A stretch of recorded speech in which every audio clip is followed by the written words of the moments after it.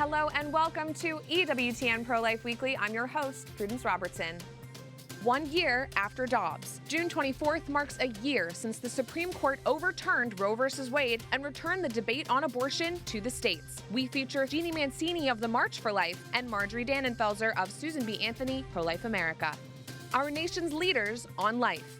We touch base with EWTN correspondents Eric Rosales and Owen Jensen to recap year one without Roe. They provide in-the-moment coverage from the halls of Congress and the White House on the abortion debate. Who are the movers and shakers on the Hill? What comes next on the Biden administration's pro-abortion agenda? What should Catholics be on the lookout for moving forward? These two have the answers. Looking back at the leak, how the high-profile leak of the Dobbs decision continues to shape public perception of the High Court. We're joined by Carrie Severino of the Judicial Crisis Network to discuss the leak and how it has impacted public opinion on abortion.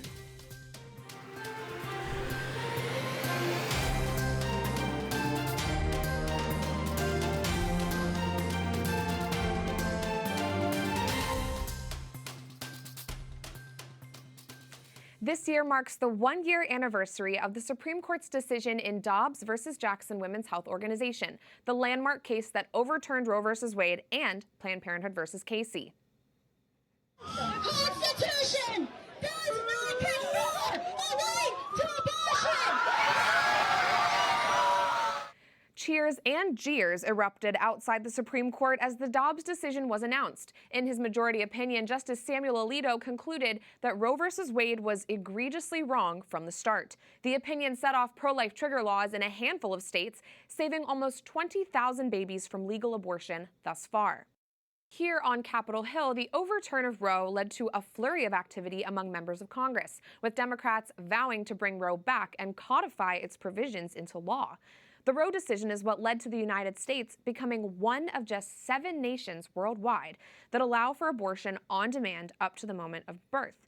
President Joe Biden and his administration have also made vows to expand abortion, going against the teachings of his self-proclaimed Catholic faith. In the coming days leading up to the anniversary of the Dobbs decision, which ended Roe, President Biden's White House is hosting a series of events where he's likely to decry that decision. He and Vice President Kamala Harris will take part in an event hosted by the Democratic National Convention featuring 3 wildly pro-abortion groups: Emily's List, NARAL, and Planned Parenthood. First Lady Jill Biden hosted a roundtable discussion about abortion at the White House, and Vice President Harris will also give a major speech on abortion in North Carolina, a key swing state. Joining me now for analysis are 2 of my colleagues here at EWTN, White House correspondent Owen Jensen and Capitol Hill correspondent Eric Rosales. Gents, thanks for being here. Owen, let's first give our viewers some insight into what you're doing every day from the White House lawn. Take a look. Last night, you support Roe v. Wade as a Catholic. Why do you support abortion as a Catholic? Define church teaching. I tell you what, I don't want to get in a debate with you on theology, but you know, well, anyway. I'm not. Mr. President, should there be any restrictions on abortion at all? Any restrictions on abortion at all? Yes, there should be. What should they be? And Roe v. Wade. Read it, man. You'll get educated. We do believe Catholic hospitals and Catholic doctors should be forced to perform abortions or transgender surgeries against their conscience. We'll continue to make sure that every provider, hospital, healthcare center, continues to provide every American with the care that they're entitled to under the law. Owen, you encounter moments like this all the time with President Biden, his cabinet, and his press secretaries. So talk to us about how the president has positioned himself on abortion and other matters pertaining to family and our faith over the past year. Prudence, good to see you. Since the Dobbs decision came down, this administration has been going out full bore in its support of abortion. I got to keep a running list here just to keep track of it. Number 1, sending the vice president out, Kamala Harris, around the country holding what they call reproductive rights roundtables. Their support for the abortion drug mifepristone. Constantly slamming the Supreme Court over the Dobbs ruling, criticizing pro-life measures passed in states across the country, demanding Congress codify Roe v. Wade, and on and on. In fact, the president just last month in a proclamation wrote, quote, in part, "My administration will continue to defend access to medication abortion, and I will also continue to call on the Congress to restore the protections of Roe v. Wade in federal law, which would secure the right to choose once and for all. That's just a summary of it right there, Prudence. Wow, wow. And Owen, we know that Vice President Kamala Harris, First Lady Jill Biden, and the president himself are all hosting events and sharing remarks this coming weekend as we celebrate the overturn of Roe versus Wade. So what can we expect in the days to come, and in terms of their message especially, what do you think is down the pike?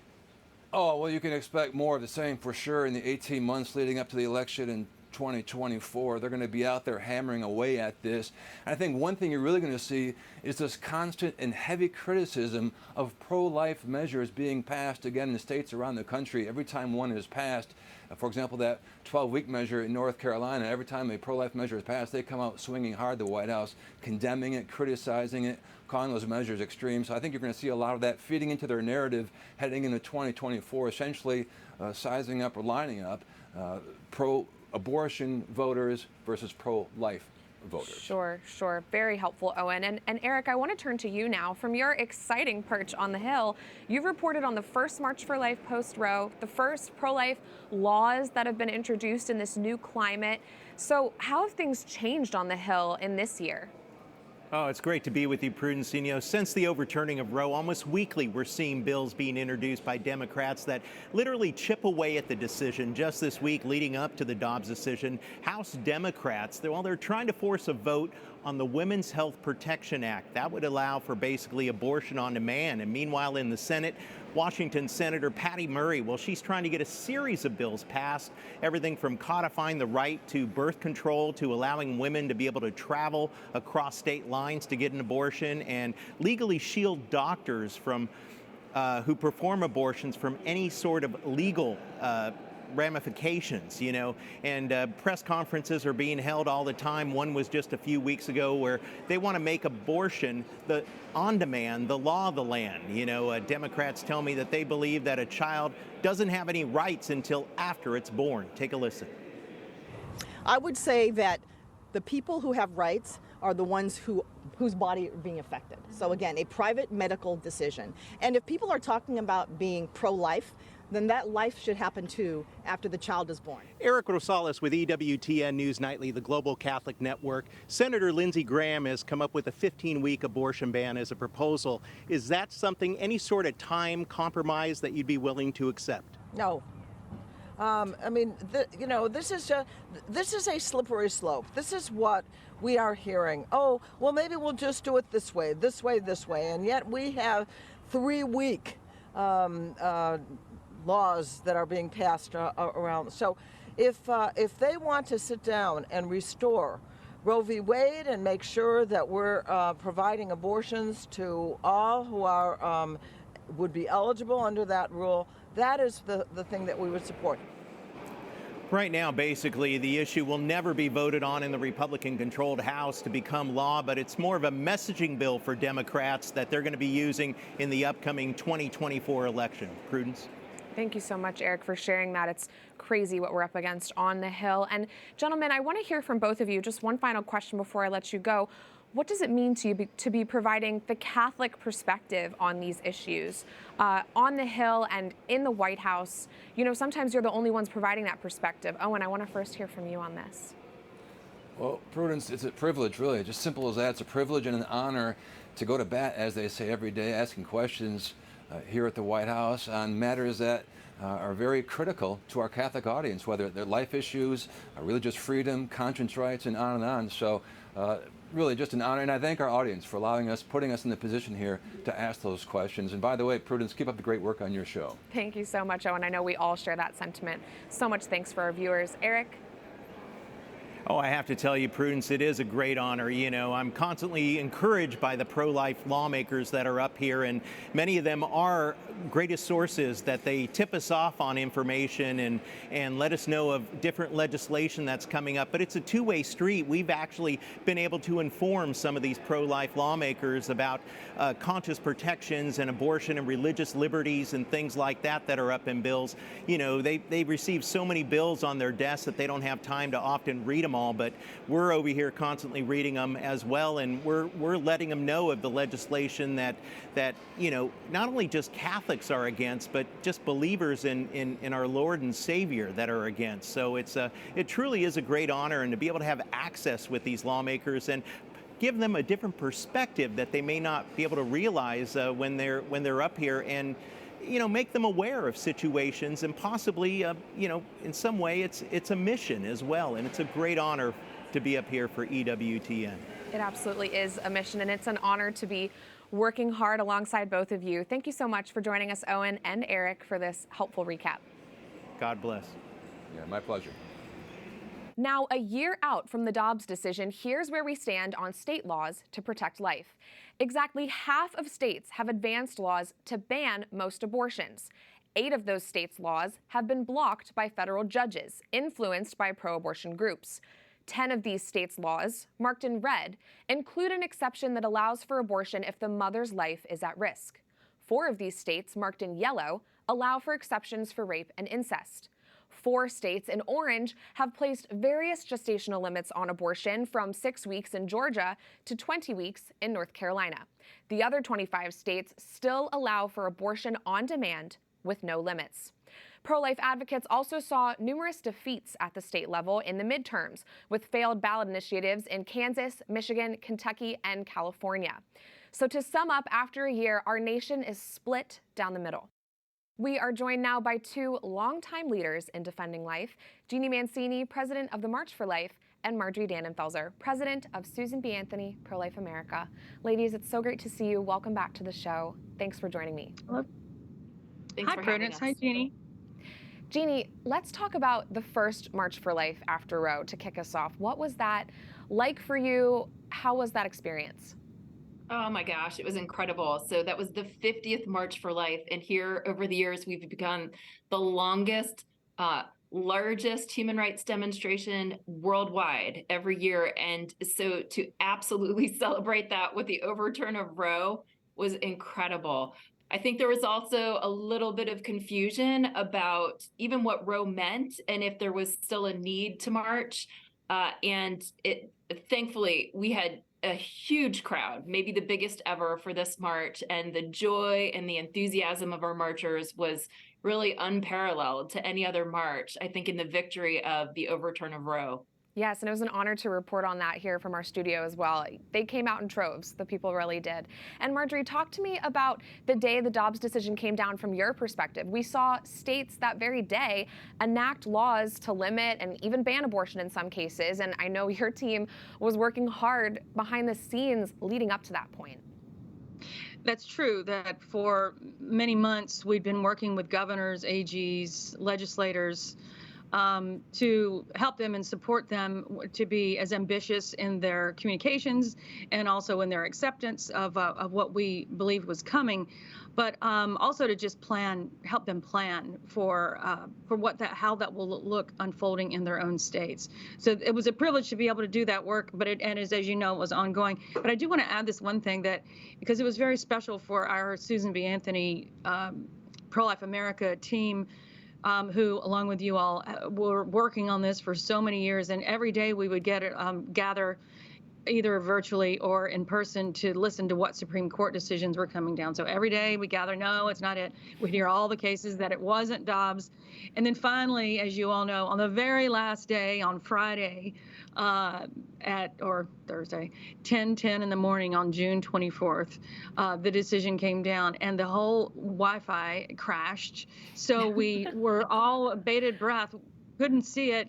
And then the newest hire out of 100 employees here in the DC office was the one person that could actually get through and find it. And he yelled out, "Roe versus Wade is overturned." And it was just such a joyful, huge moment. The last thing I'm going to say is 10:10 in the morning is also John 10:10. And John 10:10 is the thief comes only to steal and kill and destroy.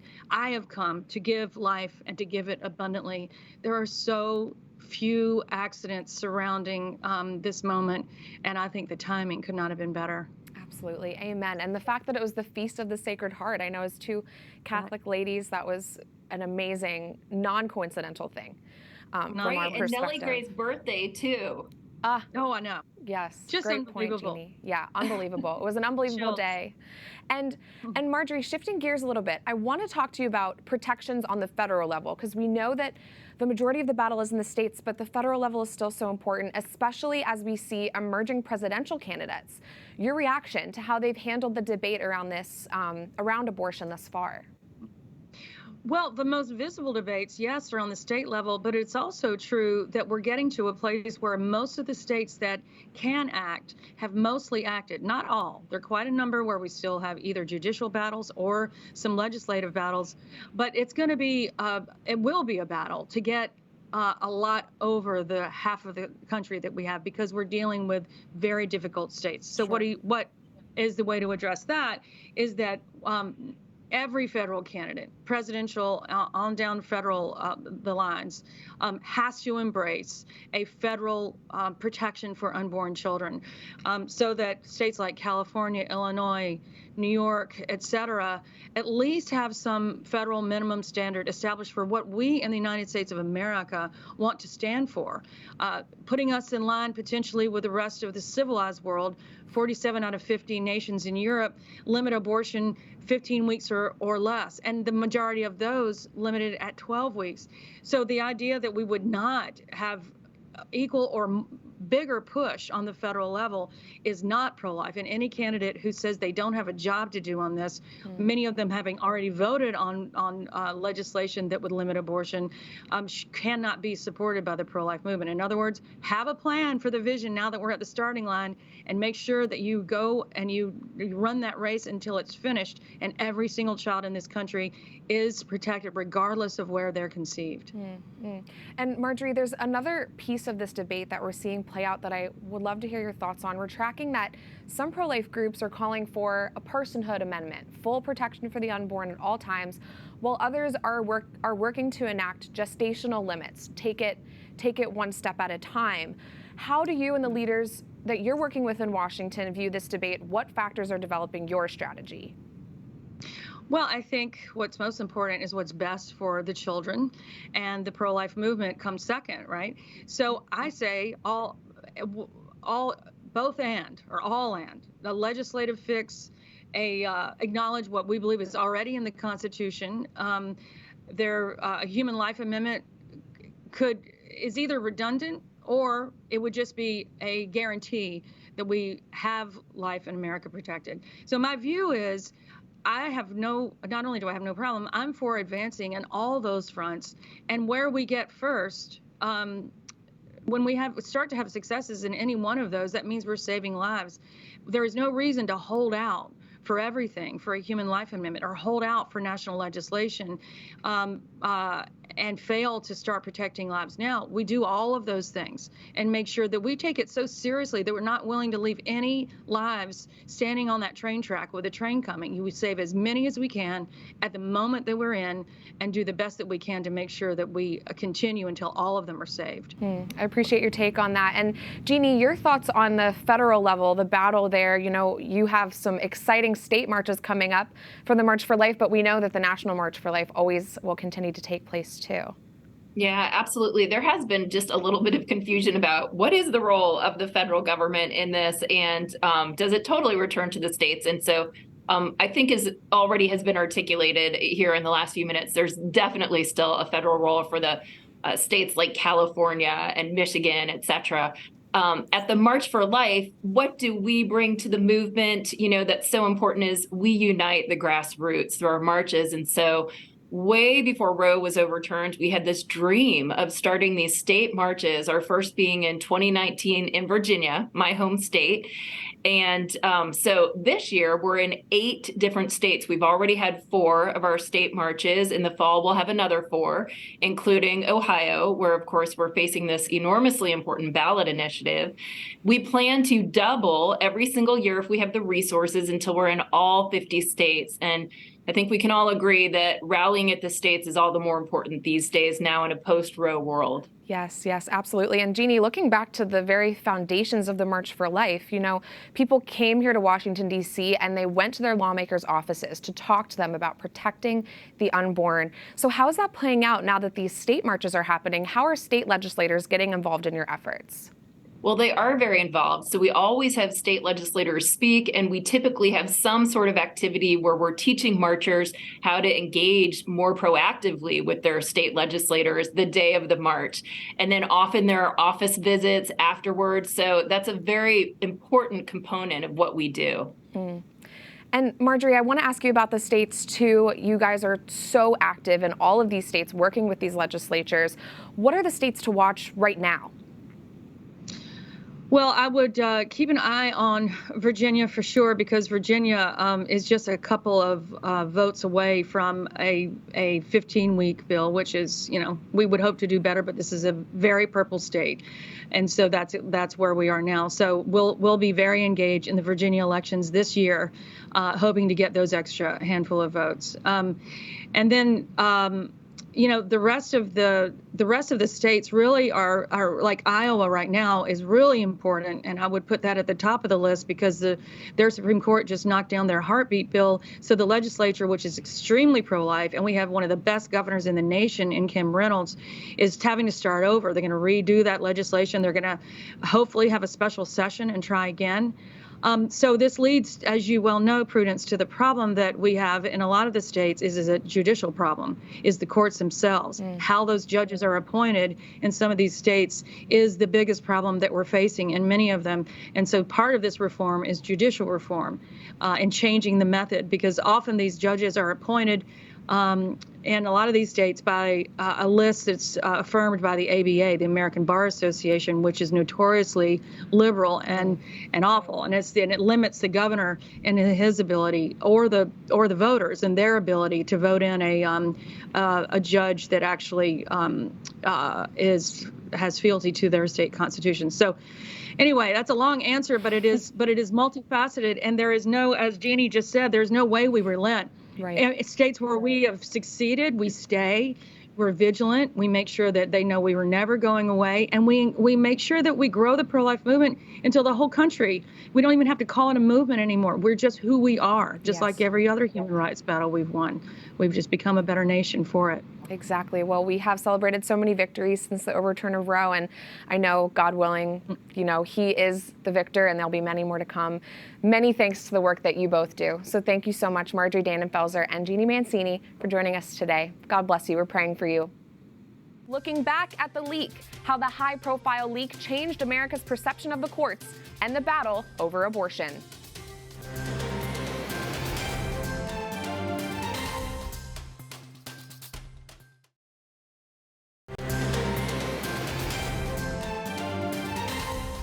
You're watching EWTN Pro-Life Weekly. I'm Prudence Robertson. Welcome back to our special coverage of the anniversary of the Dobbs decision. Before we celebrate this anniversary in a few days, it's worth taking a look back at the leak. On May 2nd of last year, someone presumably inside the U.S. Supreme Court leaked Justice Samuel Alito's majority opinion in the Dobbs decision to the press before its official release.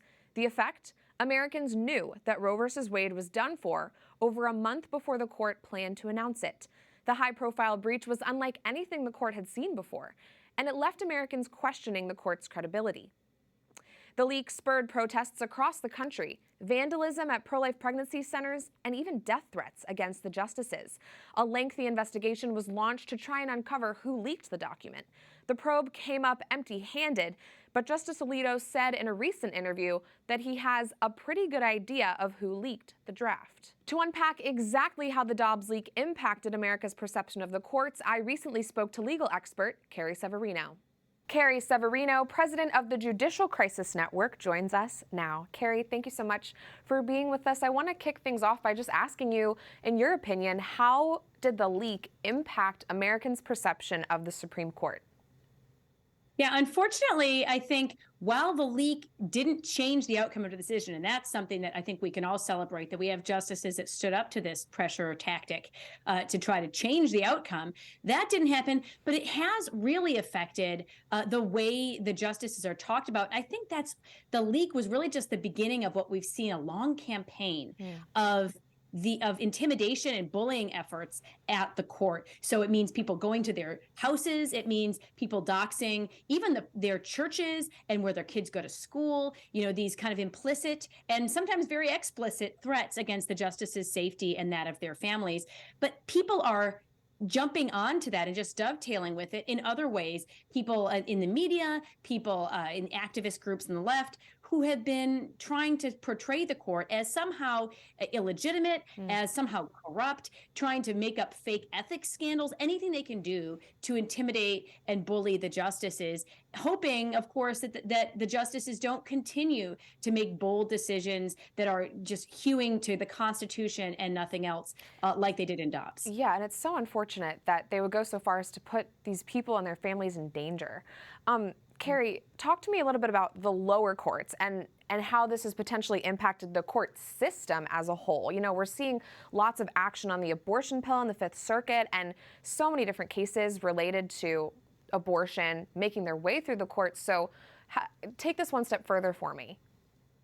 Yeah, well, obviously, by getting the Supreme Court out of this business, by saying, look, this isn't a constitutional question, this is something that needs to be dealt with at the states, that opens the door to a lot of different legislation at the states and litigation in different areas. So it doesn't mean it's the end of courts having to deal with this question, because now you have lots of states and particularly state courts who are now making these decisions saying, okay, the federal Constitution doesn't speak to this. What do our state laws say? You have some states that are going in a really bad direction, I think, and basically inventing their own little mini rows and saying, well, our state constitution, even though it's not in the text, we think it should have this, and so we're going to make this up. That's a really dangerous direction. You also have federal cases that are addressing these issues. You mentioned the mifepristone case, the abortion pill case, and I think there, one of the big concerns I have is seeing that kind of intimidation that we talked about of the Supreme Court justices going against the lower courts and trying to delegitimize these decisions rather than look at them and just say, okay, let's have this argument on a legal level. It's trying to go after ad hominems against the judge or really misrepresenting the opinion in ways that are totally unfair. Yeah, you bring up a good point with those mini rows. That's something that in ballot initiatives in the elections, voters need to look out for. Carrie, I want to talk about the moment that the leak was leaked last year. Do you think that it escalated tension when it comes to the decision and really just the public debate on abortion in general?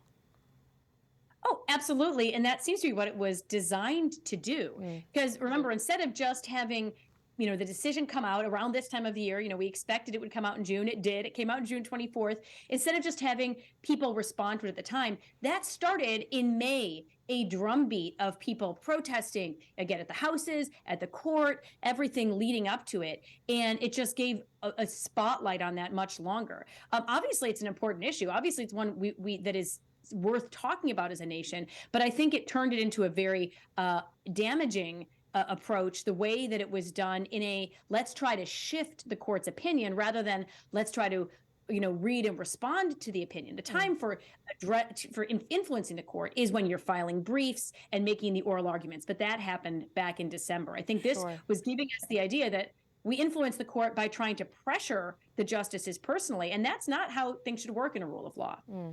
That's really helpful insight. And Carrie, we're gearing up for an election season, as I mentioned, and I'm just curious from your point of view, if a Republican were to take office, would that change the way the court leans in the next couple of years? What do you anticipate might happen should we see change in the White House? Yeah, well, I think we can't overstate the significance of the president's judicial nominating role in terms of his long-term impact. Part of the main reason that we have Dobbs today is because of those key judicial nominations that President Trump was able to make. And the reason that we have some of these cases being decided correctly at the lower federal courts, like the Texas case we talked about, et cetera, is because we have principal judges who were put in place in the last administration. The next administration is going to be just as important. There's no vacancies in the Supreme Court right now, so that's good, right? But there could be at any point. Right. And it's not just the Supreme Court. Remember, all of the lower level courts at the federal level are going to be addressing a lot of these issues as well. And so those nominations, of course, are for life. These are people who will have a generational impact, and they are also going to be the people who will be the shortlist for future Supreme Court vacancies. So the next president will very easily have Supreme Court seats to fill, as well as circuit court and district court judgeships that are crucial to maintaining our constitutional structure. It's so important to keep track of the whole legal court system and how it will be impacted. So I appreciate all of your expertise on that. Carrie Severino of the Judicial Crisis Network, thanks so much for joining us. Thank you. That does it for this edition of EWTN Pro-Life Weekly. I'm Prudence Robertson. We continue our coverage of the Dobbs anniversary next week with a special look at a pro-life rally commemorating the end of Roe and Casey. In the meantime, you can find us at EWTN Pro-Life on all social media platforms, Twitter, Facebook, Instagram, we're there. Or send us a message by emailing prolifeweekly@ewtn.com. We love to hear from you. Remember, life is a gift. Your life is a gift. God bless.